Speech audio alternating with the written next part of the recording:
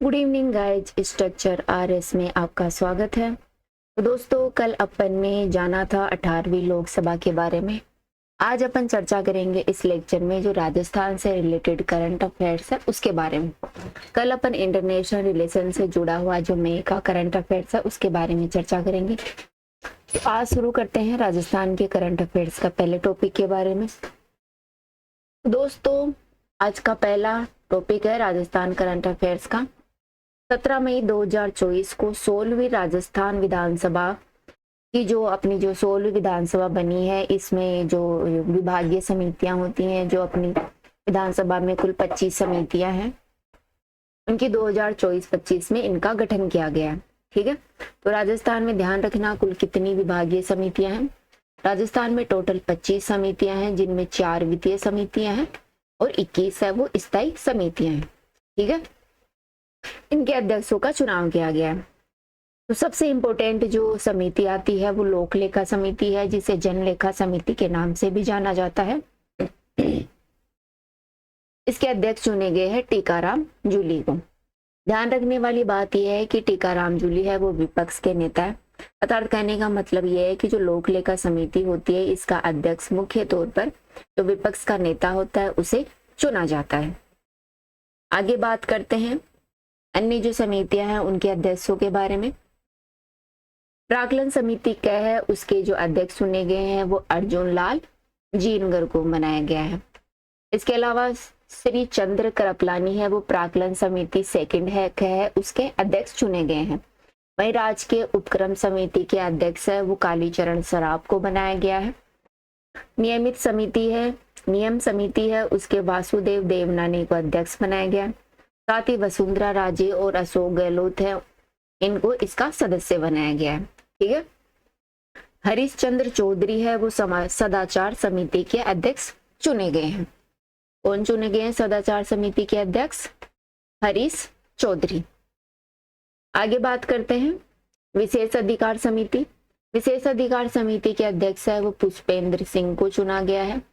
वहीं ध्यान रखना कि हरि सिंह रावत है वो स्थानीय निकाय है और जो अपने पंचायती राज संस्थाओं से संबंधित समिति है उसके अध्यक्ष चुने गए हैं। कौन? हरि सिंह रावत।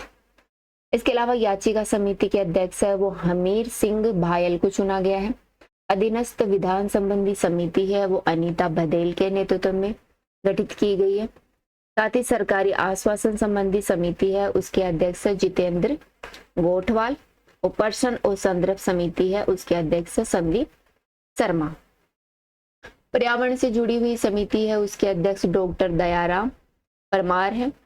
पुस्तकालय समिति सुरेंद्र सिंह राठौड़। इसके अलावा महिला और बालकों से जो कल्याण है, बालकों का जो कल्याण है उससे रिलेटेड जो समिति है उसके अध्यक्ष चुनी गई है शोभा चौहान। पिछड़े वर्ग के कल्याण से संबंधित समिति के अध्यक्ष है केसाराम चौधरी। वहीं डॉक्टर विश्वनाथ मेघवाल है वह अनुसूचित जाति कल्याण समिति है उसके अध्यक्ष चुने गए हैं। अनुसूचित जनजाति कल्याण समिति के अध्यक्ष है वो फूल सिंह मीणा है। और अल्पसंख्यकों के जो कल्याण है उससे संबंधित समिति के अध्यक्ष है वो पाबाराम बिश्नोई को चुना गया है। तो यहाँ पर ये कुछ महत्वपूर्ण समितियां दे रखी हैं और साथ ही उनके अध्यक्षों के नाम दे रखे हैं। इनको आप अपने हिसाब से याद कर लेना, या फिर आप इनको 2-3 बार देखेंगे या फिर 2-3 बार देख लेना तो ये याद रह जाएंगी कुछ चीजें। नेक्स्ट है टोफर योजना। क्या है टोफर योजना? टोफर का पूरा नाम है ट्री आउटसाइड फॉरेस्ट इन राजस्थान। पूछा जा सकता है कि टोफर योजना किससे रिलेटेड है, तो पहले तो यही ध्यान रखना कि टोफर है वो ट्री आउटसाइड फॉरेस्ट इन राजस्थान की योजना है। इसका ये पूरा नाम है, जो राजस्थान का वन विभाग है उसके द्वारा यह योजना चलाई जा रही है। इस योजना के तहत 70,000 हेक्टेयर भूमि क्षेत्र है, वहां पर पौधारोपण किया जाएगा। इसके लिए दोस्तों 4 करोड़ रुपए के बजट का प्रावधान किया गया है। इसके जरिए 4 करोड़ रुपए के जरिए पौधों का वितरण है वो विभिन्न एनजीओ और जो सरकारी तथा जो गैर सरकारी संस्था है उनको किया जाएगा, ताकि पौधारोपण किया जा सके और हरियाली को बहाल किया जा सके। ठीक है, तो टोफर योजना है वो पेड़ पौधों से रिलेटेड है।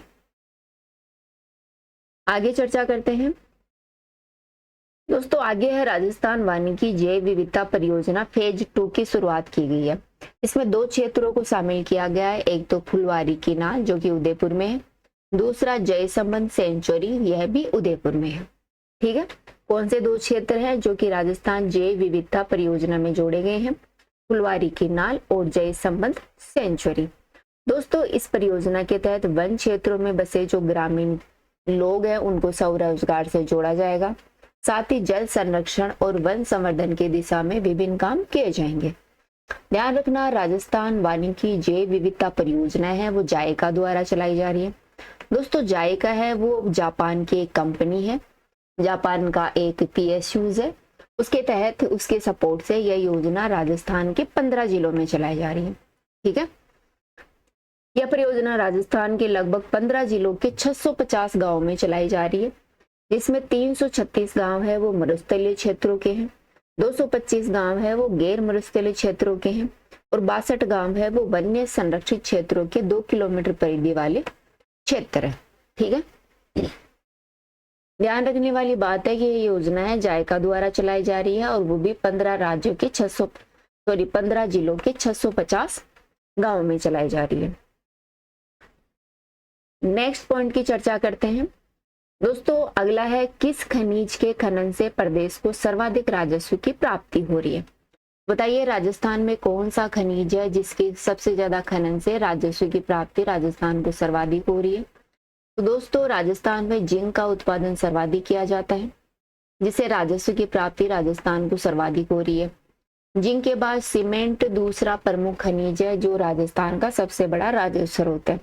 पहले नंबर पर जिंक आता है, सेकेंड नंबर पर सीमेंट आता है। दोस्तों, प्रदेश में लगभग 81 प्रकार के खनिजों की खोज की गई है, जिसमें 57 प्रकार के खनिजों का खनन किया जाता है। पूछ लिया जाता है कि राजस्थान में कितने प्रकार के खनिजों का खनन किया जाता है, तो राजस्थान में लगभग 57 प्रकार के खनिज है जिनका उत्पादन किया जाता है। दोस्तों, राजस्थान है वो देश में खनिज उत्पादन में लगभग 12% हिस्सेदारी रखता है। इट इज वेरी इंपोर्टेंट कि राजस्थान के खनिज क्षेत्रों में एकाधिकार रखता है। ये लाइन बहुत ही इंपोर्टेंट है। राजस्थान सीसा, जस्ता, gypsum, soap stone, ball clay, calcite, rock phosphate, kaolin, copper और वेलस्टोनाइट में प्रथम स्थान रखता है। अर्थात एकमात्र क्षेत्र है जो राजस्थान में इनका एकाधिकार है। राजस्थान में इनका सबसे ज्यादा उत्पादन होता है। वापस से रिपीट कर लेते हैं। सीसा, जस्ता, gypsum, soap stone, ball clay, calcite, rock phosphate, kaolin, copper और वेलस्टोनाइट। नेक्स्ट है दोस्तों, राजस्थान विधानसभा ने एक ऐप लॉन्च किया है जिसका नाम है नेवा ऐप। पूछ लिया जाए कि नेवा ऐप है वो किससे रिलेटेड है, तो ये नेशनल ई विधानसभा एप्लीकेशन है जो राजस्थान विधानसभा को डिजिटल बनाने हेतु शुरू किया गया है। ठीक है, नेवा ऐप क्या है? राजस्थान विधानसभा को डिजिटल बनाने हेतु यह एक ई एप्लीकेशन ऐप है। इसके अलावा दोस्तों, जो राजस्थान फॉरेस्ट डिपार्टमेंट का नया मुखिया है वो अरिजीत बनर्जी को चुना गया है, जो कि IFS अधिकारी है। ठीक है, इंडियन फॉरेस्ट सर्विसेज में ये थे। इनको राजस्थान फॉरेस्ट डिपार्टमेंट का नया मुखिया चुना गया है। ठीक है, पूछ लिया जाए कि अरिजीत बनर्जी को किस डिपार्टमेंट का नया मुखिया चुना गया है, तो वो राजस्थान फॉरेस्ट डिपार्टमेंट है। इसके अलावा दोस्तों, राजस्थान का एक गांव है बीकानेर के अंदर रूड़ंगसर क्षेत्र में, सह जरासर गांव। ठीक है, कौन सा? सह जरासर गांव है रूड़ंगसर बीकानेर क्षेत्र में। यह चर्चा में रहा। यह चर्चा में क्यों रहा? क्योंकि यहाँ पर दोस्तों 110 फीट गहरा और 20 फीट व्यास का एक बहुत बड़ा गड्ढा बन गया जमीन के धंसने के कारण। तो पूछ लिया जाए कि सह जरासर गांव न्यूज में क्यों था? ये इसलिए था क्योंकि यहाँ पर जमीन धंस गई थी। नेक्स्ट है, रेलवे बोर्ड प्रदेश के किन 4 स्टेशनों को मेगा टर्मिनल स्टेशन के रूप में विकसित कर रहा है? तो दोस्तों, जो रेलवे बोर्ड है वो प्रदेश के लगभग 100 स्टेशन है, जो रेलवे स्टेशन है 100, उनको जो भारत सरकार की अमृत भारत योजना है उसमें शामिल किया गया है। इन 100 स्टेशनों में से 4 बड़े स्टेशनों को मेगा टर्मिनल के रूप में विकसित किया जाएगा। इन 4 स्टेशनों के नाम आप ध्यान रखना, जो कि मेगा टर्मिनल स्टेशन के रूप में विकसित किए जाएंगे रेलवे बोर्ड के द्वारा। ये हैं Ringas Khatipura Jaipur railway station, Bhagat ki Kothi Jodhpur railway station, Ladgarh station Bikaner का और उमरा रेलवे स्टेशन उदयपुर का। कौन सा है? रिंगस या जो खातीपुरा वाला स्टेशन है रेलवे का, भगत की कोठी, लालगढ़ और उमरा रेलवे स्टेशन है जो कि जयपुर, जोधपुर, बीकानेर, उदयपुर के प्रमुख रेलवे स्टेशन है। नेक्स्ट है राज्य सरकार का प्रस्तावित इनलैंड वाटरवे। दोस्तों जो इनलैंड वाटरवे है जो कि हाल ही में प्रस्तावित किया गया है, यह बाकासर बाड़मेर का क्षेत्र है, उसे कच्छ का रण है गुजरात, वहां तक जोड़ेगा। ठीक है, कहाँ के बीच में? यह बाकासर बाड़मेर से कच्छ का रण गुजरात का क्षेत्र है, इनके बीच में यह इनलैंड वाटरवे की शुरुआत की जाने की बात की जा रही है। दोस्तों ये इनलैंड वाटरवे है वो राजस्थान गुजरात से होते हुए अरब और इजराइल प्रायद्वीप है उनको जोड़ने का काम करेगा।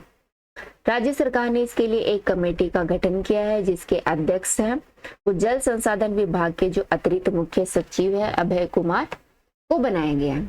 ठीक है, किसको बनाया गया इसका अध्यक्ष? अभय कुमार को। दोस्तों इस इनलैंड वाटरवे की चौड़ाई है करीब 100 मीटर है और इसकी गहराई है वो 4 मीटर है। 3000 टन क्षमता के कार्गो शिप्स वेसल ये ले जा सकता है, जिसके जरिए सामान का आवागमन सड़क मार्गों के मुकाबले बहुत ही सस्ता हो जाएगा। नेक्स्ट चर्चा करते हैं, देश में लाए जा रहे भारी पानी के 20 संयंत्रों में से प्रदेश के किस स्थान पर यह संयंत्र लगाया जाएगा? देश तो बात क्या है कि जो अपना देश है वहां पर 20 संयंत्रों की स्थापना की जा रही है। इसमें एक राजस्थान में भी भारी पानी का संयंत्र लगाया जाएगा जो कि रावतभाटा चित्तौड़गढ़ में लगाया जाएगा। ठीक है दोस्तों, रावतभाटा चित्तौड़गढ़ है वो राजस्थान का एकमात्र परमाणु ऊर्जा संयंत्र है। वर्ष 2030 के हाइड्रोजन गैस के लक्ष्य को हासिल करने के लिए भाभा परमाणु अनुसंधान केंद्र की नई तकनीक से ग्रीन एनर्जी हाइड्रोजन प्लांट का पायलट प्रोजेक्ट भी रावतभाटा में दोस्तों शुरू किया जाएगा। नेक्स्ट करंट अफेयर्स की बात करें तो जयपुर में दोस्तों फोरेंसिक साइंस यूनिवर्सिटी बनाने का प्रस्ताव किया गया है। पूछ लिया जाए कि फोरेंसिक साइंस यूनिवर्सिटी कहाँ बनाई जा रही है, तो ये बनाई जाएगी जयपुर में। ठीक है, कहाँ बनाई जाएगी? फोरेंसिक साइंस यूनिवर्सिटी जयपुर में।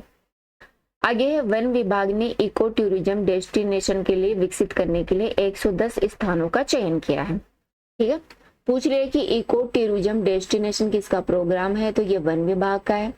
वन विभाग ने ऐसे विकसित करने के लिए 110 स्टेशनों का चयन किया है। नेक्स्ट है, हाल ही में राजस्थान में स्थित जो जैसलमेर बाड़मेर का जो पश्चिमी क्षेत्र है अर्थात भारत की जो पश्चिमी सीमा है वहां पर राजस्थान का डेजर्ट नेशनल पार्क है। ठीक है, कहाँ है डेजर्ट नेशनल पार्क? ये बाड़मेर और जैसलमेर में फैला हुआ अर्थात भारत की जो पश्चिमी सीमा है वहां पर स्थित है डेजर्ट नेशनल पार्क। दोस्तों यहाँ पर क्या हुआ है कि जो गोडावन है जो अपना ग्रेट इंडियन बस्टर्ड है इसका सर्वेक्षण किया गया जिसमें पाया गया कि जो राजकीय पक्षी है इसकी संख्या राजस्थान में 64 ही रह गई है। ठीक है दोस्तों, इसकी गणना है वो वाटर होल तकनीक का उपयोग करके की गई है। पिछले साल जब 2022 में इसकी गणना की गई थी तो लगभग इनकी संख्या 42 थी जो कि बढ़कर 64 के आसपास हो गई है, अर्थात इनकी प्रजाति में थोड़ा सा इंप्रूवमेंट देखा गया है।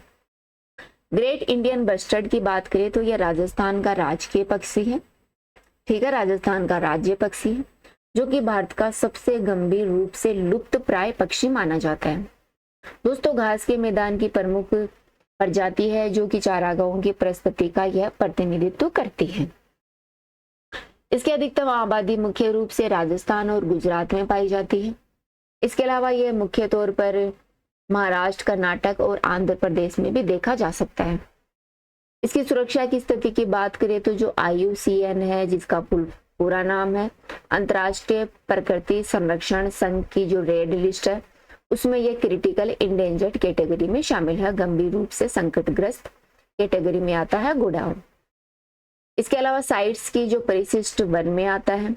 CMS जो कि प्रवासी प्रजातियों के संरक्षण पर कन्वेंशन है उसी की परिशिष्ट 1 में आता है और अपना जो वाइल्ड लाइफ प्रोटेक्शन एक्ट है 1972 वाला भारतीय वन्य जीव संरक्षण अधिनियम 1972 है उसकी अनुसूची 1 में आता है, अर्थात इस पक्षी को बहुत ही ज्यादा संरक्षण दिया गया है। नेक्स्ट है राजस्थान विश्वविद्यालय जयपुर में सेमीकंडक्टर अनुसंधान खोला जाएगा। पूछ ले जाए कि हाल ही में चर्चा में रहा कौन से विश्वविद्यालय में सेमीकंडक्टर अनुसंधान केंद्र खोला जाएगा। तो ये सेमीकंडक्टर जिसका वर्तमान में बहुत ही ज्यादा यूज है इलेक्ट्रॉनिक्स क्षेत्र में, इसका रिसर्च सेंटर खोला जा रहा है आरयू में, जो राजस्थान यूनिवर्सिटी है वहां पर।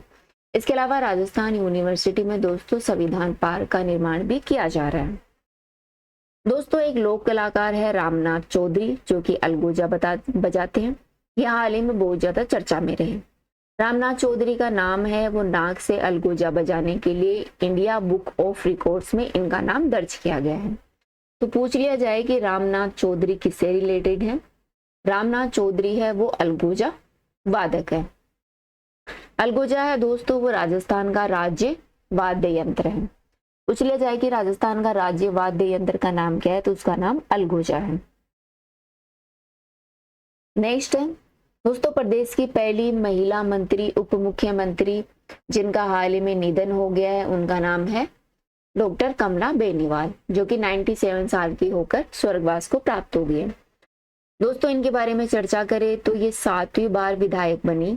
आमेर और विराटनगर से इन्होंने चुनाव लड़ा और ये प्रदेश की पहली महिला मंत्री बनी। पूछ लिया जाता है कि राजस्थान की पहली महिला मंत्री का नाम क्या है, तो उनका नाम है कमला बेनीवाल। अशोक गहलोत के कार्यकाल में ये है मुख्यमंत्री उप मुख्यमंत्री रही। ठीक है, अशोक गहलोत का जो तीन बार अशोक गहलोत अपने सीएम रहे, जो इनका प्रथम कार्यकाल था अशोक गहलोत का, उस दौरान ये उप मुख्यमंत्री के पद पर रही। इसके अलावा 3 राज्यों की ये राज्यपाल भी रही, गुजरात, मिजोरम और त्रिपुरा। ठीक है, पूछ लिया जाए कि कमला बेनीवाल किन राज्यों की राज्यपाल रही, तो गुजरात, मिजोरम और त्रिपुरा इनकी ये राज्यपाल रही। नेक्स्ट है राष्ट्रीय रेबीज नियंत्रण कार्यक्रम के तहत प्रदेश में 2030 तक रेबीज उन्मूलन के लिए गठित ज्वाइंट स्टीयरिंग कमेटी का अध्यक्ष किसे बनाया गया है। दोस्तों बताइए इस कमेटी का अध्यक्ष किसे बनाया गया है, मुख्य सचिव को बनाया गया है। इस कमेटी का अध्यक्ष ज्वाइंट स्टीयरिंग कमेटी, जो कि रेबीज राष्ट्रीय नियंत्रण कार्यक्रम है, उसे 2030 तक समाप्त करने के लिए गठित की गई है। नेक्स्ट है 5 से 7 मई 2014 को 13वां ग्रेट इंडियन ट्रेवल बाजार 2024 का आयोजन कहाँ किया गया। दोस्तों इसका आयोजन है वो जयपुर में किया गया। ठीक है, पूछ लिया जाए कि 13वां ग्रेट इंडियन बस्टर ट्रेवल बाजार का आयोजन कहाँ किया गया। इसका आयोजन जयपुर में किया गया। यह भी पूछ लिया जाए कि कौन सा जो ग्रेट इंडियन ट्रेवल बाजार उसका आयोजन किया गया, तो ये 13वां था। 5 से 7 मई के बीच में जयपुर में इसका आयोजन किया गया। नेक्स्ट है प्रदेश के किस वन्य जीव अभ्यारण्य में नाम्बिया कैरने से चीते लाने की योजना है। दोस्तों हाल ही में जो चीता है, टाइगर है, उसको लाने की बात की जा रही है, जो अपना गांधी सागर वन्य जीव अभ्यारण्य है, Gandhi Sagar wild life sanctuary है, जो कि रावतभाटा चित्तौड़गढ़ में स्थित है। यहाँ पर चीते को लाए जाने की बात हो रही है। ठीक है, नेक्स्ट है दोस्तों चीता है वो हाल ही में नाम्बिया से लाया गया था, जो अपने मध्य प्रदेश का कूनो नेशनल पार्क है, वहां पर चीतों की संख्या को बढ़ाया गया था। भारत में तो चीते 1954 के आसपास ही समाप्त हो गए थे। तो अभी अपने जो यहाँ पे चीते लाए गए हैं वो अफ्रीकन प्रजाति के हैं। इन चीतों की संख्या बढ़ाने के लिए जो Gandhi Sagar wild life sanctuary है रावतभाटा की, उनमें भी चीतों को लाए जाने की योजना बनाई जा रही है। अगला है इंटीग्रेटेड हेल्थ मैनेजमेंट सिस्टम। तो दोस्तों ध्यान रखना कि इंटीग्रेटेड हेल्थ मैनेजमेंट सिस्टम है वो किसका प्रोग्राम है। यह प्रोग्राम है चिकित्सा और स्वास्थ्य विभाग का। यह प्रदेश में स्वास्थ्य सेवाओं के सुदृढ़ीकरण और चिकित्सा तंत्र को ऑनलाइन करने के लिए शुरू किया गया है। नेक्स्ट है शुद्ध आहार मिलावट पर वार अभियान। दोस्तों ध्यान रखने वाली बात है कि शुद्ध आहार मिलावट वार अभियान है वो किसका है और किससे रिलेटेड है। तो दोस्तों यह अभियान है वो खाद्य सुरक्षा औषधि नियंत्रण विभाग द्वारा चलाया जा रहा है, जो कि जो खाद्य है, जो फूड है, उनमें जो मिलावट होती है उनको रोकने के लिए। ठीक है, तो यह अभियान किसका है, खाद्य सुरक्षा औषधि नियंत्रण विभाग का। ठीक है, नेक्स्ट है रंगो उत्सव कार्यक्रम। दोस्तों रंगो उत्सव कार्यक्रम है वो शिक्षा विभाग का प्रमुख कार्यक्रम है जो राजस्थान स्कूल शिक्षा परिषद ने शिक्षकों में छिपी कलात्मक प्रतिभाओं को सामने लाने के लिए शुरू किया है।